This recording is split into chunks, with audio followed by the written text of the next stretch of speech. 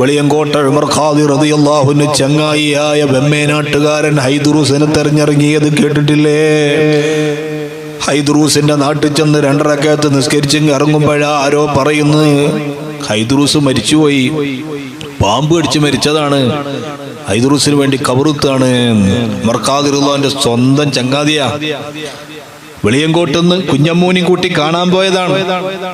കുഞ്ഞമ്മൂനെയും കൂട്ടിയിട്ട് പള്ളിയിൽ പോയി 2 റക്അത്ത് നിസ്കരിച്ച് ഇറങ്ങുമ്പോഴാ പറയുന്നത് പള്ളിപ്പറമ്പിൽ കബറൂത്താണ്, ഹൈദറൂസ് മരിച്ചു, ഉമർ ഖാദി കാണാൻ വന്ന സ്നേഹിതൻ മരിച്ചു എന്ന് പറയുന്നു. ഉമർ ഖാദി നിങ്ങൾക്ക് ഇഷ്ടപ്പെട്ടില്ല, മരിച്ചു എന്നാ പറയണത്.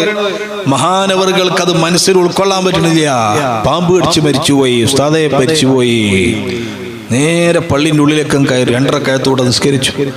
എന്നിട്ട് ഏകാധിപതിയായ റബ്ബിനോട് ചോദിക്കുകയാണല്ലോ, എപ്പോഴും എന്നെ തേടി വരുന്ന, എൻ്റെ അടുത്ത് വരുന്ന എൻ്റെ മുഹിബായ കുഞ്ഞമ്മു, എൻ്റെ മുഹിബായ ഹൈദറൂസ് മരിച്ചു എന്നാ പറയണത്. റബ്ബേ, എനിക്ക് ഹൈദറൂസിനെ ജീവനോടെ കാണണം.